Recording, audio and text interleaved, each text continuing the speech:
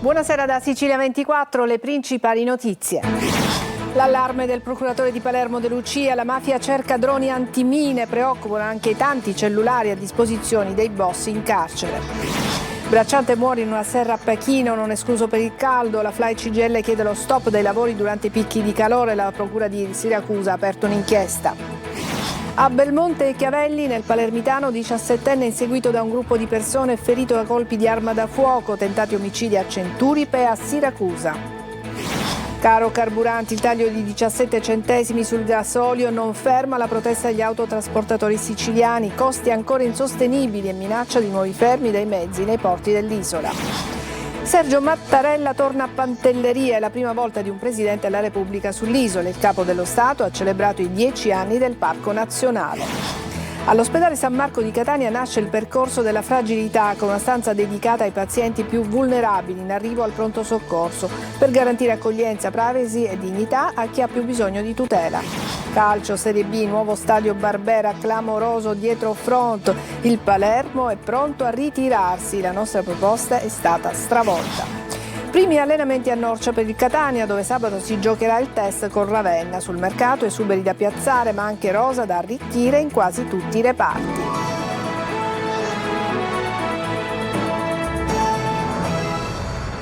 Bentrovati, in apertura l'allarme lanciato dal procuratore De Lucia di Palermo in commissione antimafia. La mafia, dice De Lucia, cerca armi da guerra e i boss appena entrati in carcere riescono ad avere i cellulari. A dirlo proprio stamattina il procuratore di Palermo, Maurizio De Lucia, che è stato ascoltato in commissione parlamentare nazionale antimafia. Manlio Viola. Poche ore dopo essere entrati in carcere, i mafiosi vengono dotati di telefonini e sistemi di comunicazione. Non si tratta di episodi isolati, ma di un modus operandi di Cosa Nostra che si realizza in tutte le carceri italiane. A dirlo davanti alla Commissione Nazionale Antimafia è stato il procuratore di Palermo, Maurizio De Lucia, tornando sulle affermazioni che gli sono valse una polemica a distanza con il ministro della Giustizia Carlo Nordio, che lo ha definito fuori controllo. De Lucia ha chiarito il concetto, l'affermazione che le carceri sono sfuggite al controllo dello Stato deriva dalle indagini e dalle intercettazioni. Il 41 bis funziona, ma i livelli intermedi di Cosa Nostra, che non vengono ristretti al carcere duro, attraverso questo sistema possono continuare a comandare anche sul territorio perché processualmente non vengono considerati capimafia e ottengono regimi di carcerazione più elastici. Questo rende l'azione dello Stato meno efficace. Le vittime del racket sanno che un mafioso, anche se arrestato, continuerà a comandare dal carcere e temono le ritorsioni.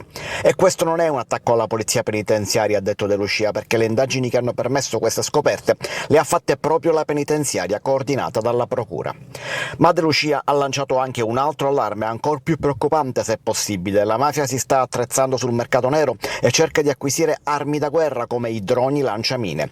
Le armi che abbiamo sequestrato, dice De Lucia, venivano dal Salento, ma la loro provenienza originale è slava e adesso Cosa Nostra si sta inserendo anche nel mercato nero parallelo nato grazie al conflitto fra Russia e Ucraina e può reperire armi dal grande potenziale bellico. E in Sicilia ogni giorno 15.000 persone si alzano per lavorare nel mercato della droga. Non c'è un'azienda nella nostra regione che abbia così tanti dipendenti. Quello del traffico degli stupefacenti è un business che alimenta costantemente l'esercito della mafia e della criminalità. Lo ha detto Antonello Cracolici, presidente dell'antimafia regionale, durante l'esposizione in aula della relazione della Commissione relativa al 2025, dove è stato sentito, come abbiamo appena ascoltato, il procuratore De Lucia. E adesso andiamo nelle campagne di Siracusa, un bracciante è morto nelle serre di Pachino, la Fly CGIL chiede di far rispettare l'ordinanza di stop per il caldo, non denunciano per paura di perdere il posto di lavoro. La Procura di Siracusa ha aperto un'inchiesta e disposto l'autopsia sul corpo del bracciante. Sentiamo Lorena Dolci. Il cuore gli si è fermato mentre raccoglieva pomodorini a Pachino, dentro una di quelle serre che d'estate raggiungono temperature roventi.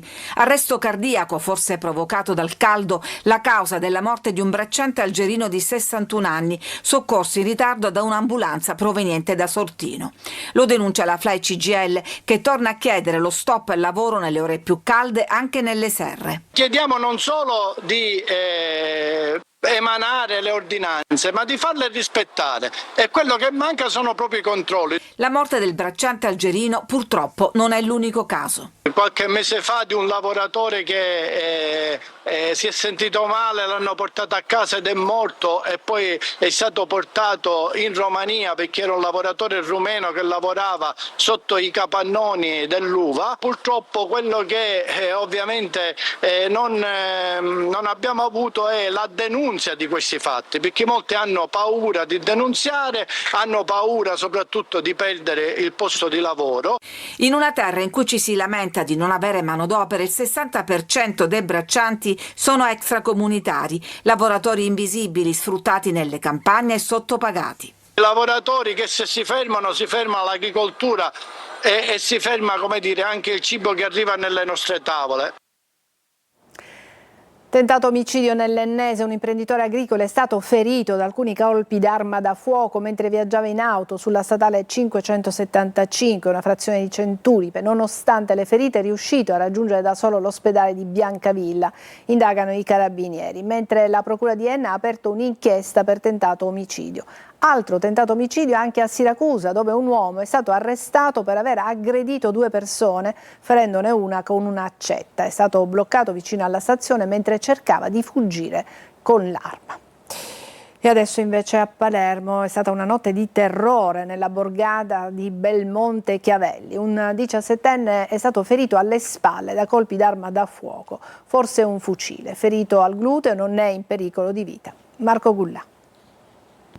Il silenzio della borgata di Belmonte Chiavelli a Palermo squarciato dal tonfo assordante di un colpo di arma da fuoco.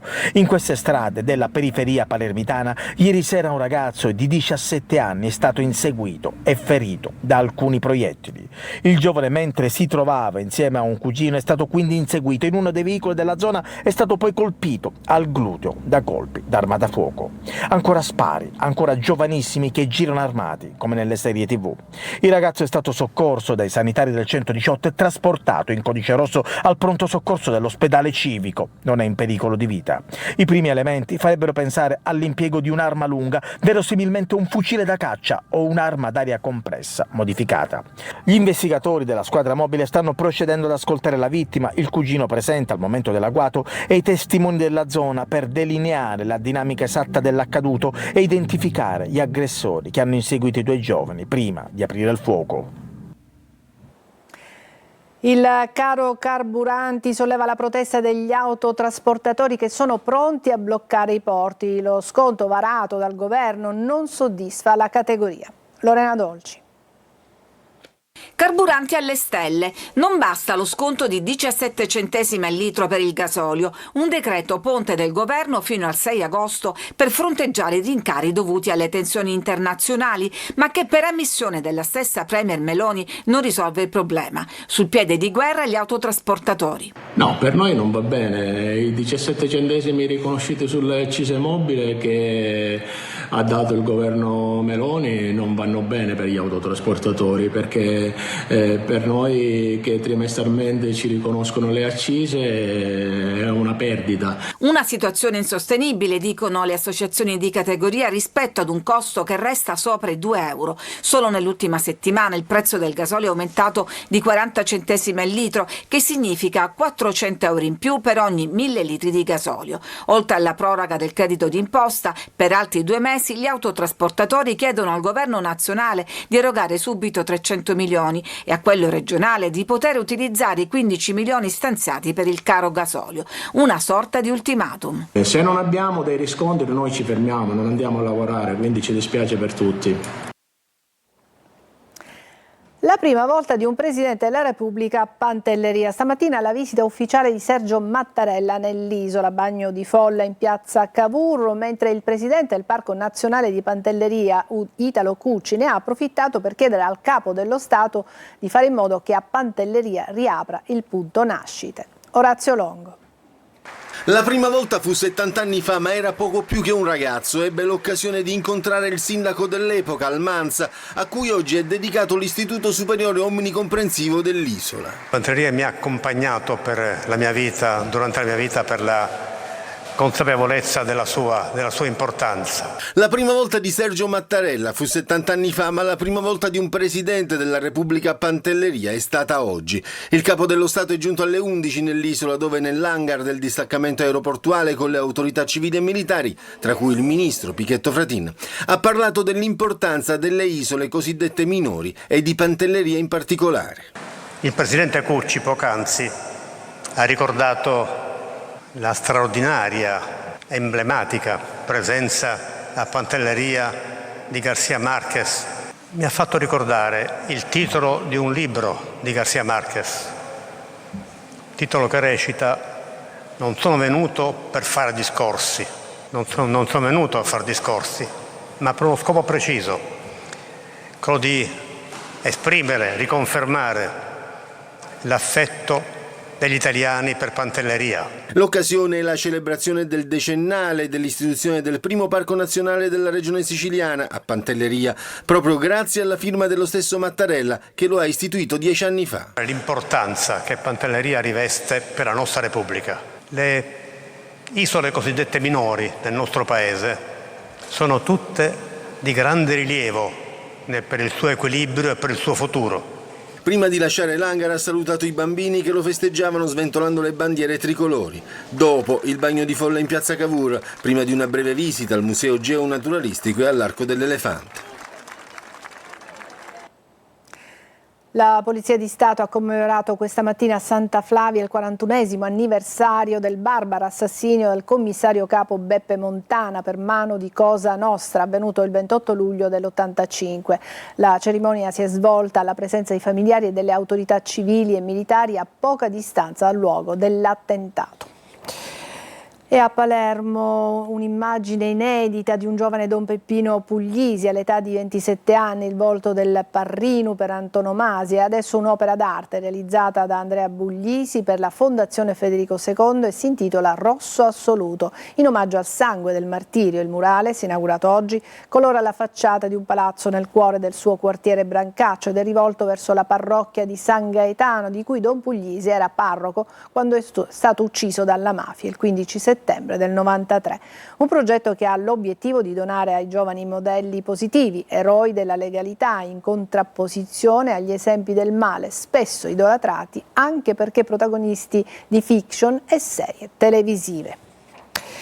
Buone notizie per la ST Microelectronics. Nell'incontro al Mimit di Roma l'azienda ha confermato i piani industriali di trasformazione e il piano di investimento a 12 miliardi di euro per i siti di Agrate Brianza e Catania. Il rafforzamento del polo di Catania consolida il ruolo nell'isola come hub europeo della microelettronica e delle tecnologie più avanzate. La società, afferma in una nota, ha dato disponibilità di incontri a settembre per discutere una prima ipotesi sulla gestione degli impatti occupazionali. E a Catania siamo pieni di rifiuti e i controlli non esistono, è il grido d'allarme degli anziani che frequentano Piazza 2 Giugno. Desolanti le cartoline che adesso vi mostriamo. Il servizio è di Tonino De Mano. Sedie in legno abbandonate e disseminate su marciapiedi ed aiuole, carta, cartone e rifiuti sparsi ovunque, rami degli alberi ad altezza d'uomo, bambino. Queste scene di ordinario degrado arrivano da Catania e precisamente da piazza 2 giugno 1946, incastonata nel trafficato e dimenticato viale Mario Rapisardi, un tempo salotto buono della città, oggi simbolo dell'abbandono. Gruppetti di anziani giocano a carte, attorno altre carte di ogni tipo e colore ricoprono l'area. Guarda tutto quello che c'è per terra, che fanno schifo completamente, vengono soltanto una volta a settimana a fare la pulizia. Venivano bambini, signore, a sedere a prendersi un po' d'aria, ora non vengono neanche gli spazzini a pulire. I pochi presenti, tra l'altro a rischio per la mancata potatura degli alberi ed esposti quindi alla caduta di rami secchi, chiedono più attenzione ed invocano controlli. Non esistono i controlli, noi ci besticciamo giornalmente con le persone perché portano i cani qua a fare i bisogni e non è giusto perché noi qua veniamo per sederci e respirare un po' d'aria. Per raggiungere questa banchina lei si è dovuta addirittura abbassare. Perché i viandanti sono molto vecchi. Dovrebbe essere putate perché sono troppo basse.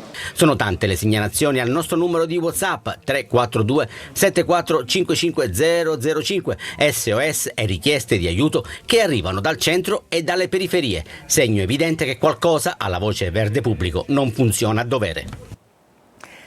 Sequestrato a Catania il cantiere di un supermercato in via Palazzotto. Secondo la procura l'area sarebbe ancora vincolata all'edilizia scolastica. L'inchiesta ipotizza violazioni delle norme edilizie e conta alcuni indagati. A Catania, nonostante fosse sottoposto agli arresti domiciliari, un 32enne residente a San Cristoforo è stato trovato dalla polizia seduto per strada con alcuni vicini di casa. L'uomo ha tentato di giustificare l'evasione riferendo agli agenti che, non avendo l'aria condizionata, aveva cercato refrigerio all'esterno. Adesso una breve pausa, tra poco, e poi parleremo dei funerali del Vigile del Fuoco che sono tenuti oggi e poi di una interessante stanza che è stata inaugurata al San Marco di Catania. A tra poco.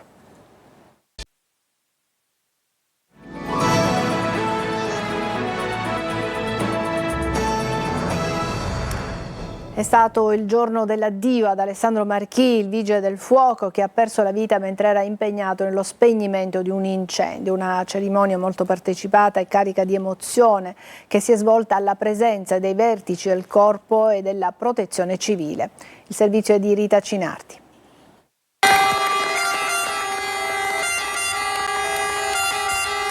Le sirene dei Vigili del Fuoco hanno accompagnato l'uscita del feretro dalla cattedrale di Caltanissetta. È stato l'ultimo saluto ad Alessandro Marchì, il capo reparto di 59 anni, morto nei giorni scorsi mentre era impegnato nelle operazioni di spegnimento di un incendio nelle campagne di San Cataldo. Ad accoglierlo all'esterno della chiesa un lungo applauso nel giorno in cui l'intera comunità si è stretta attorno alla moglie e 3 figli adolescenti. La giornata era iniziata al comando provinciale dei Vigili del Fuoco, dove in tanti si sono riuniti per rendere omaggio ad Alessandro Marchì. Il feretro è stato poi sistemato sull'autoscala del Corpo e accompagnato da un corteo di mezzi di servizio ha raggiunto la cattedrale. A celebrare le esequie è stato il vicario generale della diocesi, Monsignor Onofrio Castelli, che nell'omelia ha ricordato Marchì come un uomo che non si è mai tirato indietro di fronte al pericolo, sempre pronto a mettere la propria vita al servizio degli altri. Presenti anche il capo nazionale dei Vigili del Fuoco, Eros Mannino, e il dirigente generale della Protezione Civile della Regione Siciliana, Salvatore Cocina, che hanno richiamato l'attenzione sulla necessità di fermare la mano dell'uomo dietro i numerosi incendi che in queste settimane hanno devastato la Sicilia.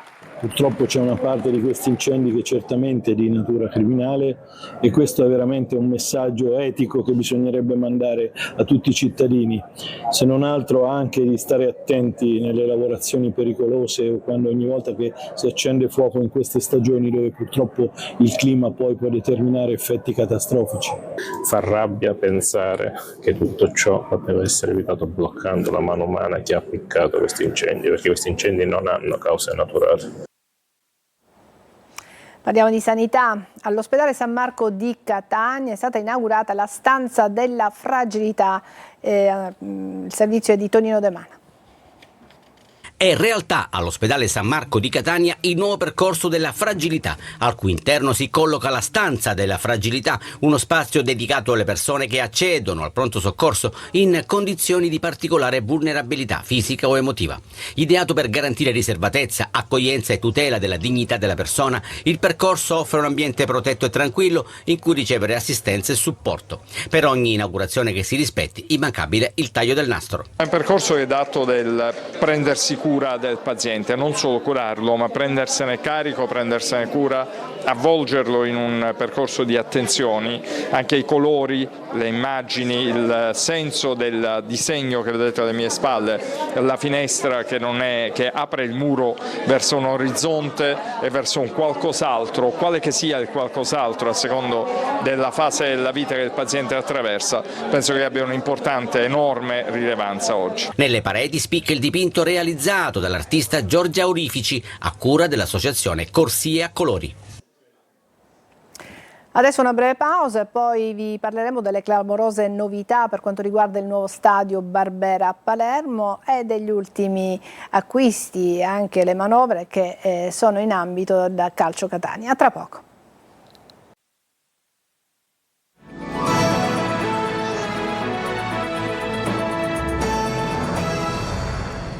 Eccoci al calcio, clamoroso risvolto sui lavori per la riqualificazione dello stadio Renzo Barbera. Il Palermo, tramite una lettera, sostiene che non ci sono le condizioni per procedere. Spaccatura netta sulla proposta da votare poi in Consiglio Comunale. Marco Gullà. Un dietrofront clamoroso che cambia radicalmente i piani per il nuovo stadio Renzo Barbera. Il Palermo, con una lettera firmata dall'amministratore delegato e direttore generale Giovanni Gardini, ha comunicato ufficialmente l'interruzione dell'iniziativa per la riqualificazione dell'impianto, progetto strettamente legato anche alla candidatura della città a ospitare alcune gare di Euro 2032.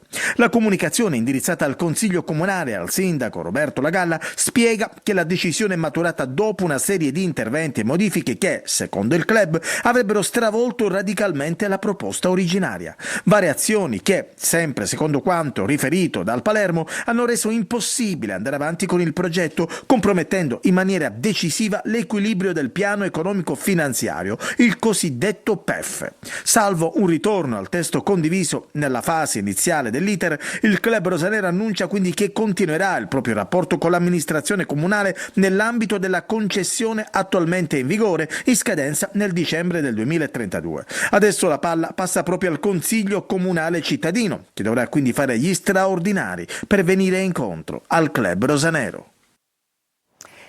Prime sedute per il Catania oggi a Norcia, presente anche il direttore sportivo Varrà. Servono nuovi innesti, ma si deve giocoforza pensare alle uscite. Il 1 agosto alle 17:30 test con il Ravenna. Marco Carli. Nei giorni che precedono definizione del girone e stesura dei calendari, fissata per giovedì a mezzogiorno, il Catania mette benzina nelle gambe a Norcia in Umbria. Al lavoro in 27, come già anticipato, non ci sono Di Noi e Luperini che non fanno parte dei progetti tecnici del Catania per cui il club tratta la cessione. Varrà sarà con la squadra a Norcia nella sede del ritiro, ovviamente con l'obiettivo di dare anche impulso al mercato. Fra i nomi che circolano in arrivo, reggerebbe quello di coda, ma sarebbe più un'alternativa che la prima scelta. Come più volte detto, sono le uscite che possono alimentare le trattative. Oltre a Di Noi e Luperini ci sono altri giocatori come Dini, per cui si parla di Treviso e Guidonia, o Stoppa. Per Di Gennaro c'è stato realmente qualche sondaggio di alcune società con il Catania. Il mercato, come detto dallo stesso Varrà, sarà lungo e potrebbe essere completato se serve anche in prossimità delle partite ufficiali di Coppa e Campionato. Intanto, fra i nuovi volti, prima di partire per Norcia, si è presentato così Michael Liguori. Sono molto contento di ritornare e l'ho presentato anche alla società. E poi sì, vengo da 3 stagioni importanti a Padova, una anche a Campobasso. Poi mi dispiace per l'ultima che è andata male, però sono un ragazzo che non si abbatte e va sempre avanti, quindi sono molto contento di ritornare qua e spero di fare il mio meglio, come ho sempre fatto alla fine. Buone notizie arrivano dalla scherma. La nazionale di spada femminile ha vinto il titolo mondiale ad Hong Kong. In finale le azzurre hanno sconfitto l'Estonia con il punteggio di 31-30. Della squadra fanno parte le 2 spadiste catanesi, Alberta Santuccio e Rossella Fiammingo. È tutto per questa edizione di Sicilia 24. Grazie per averci seguito. Buona serata.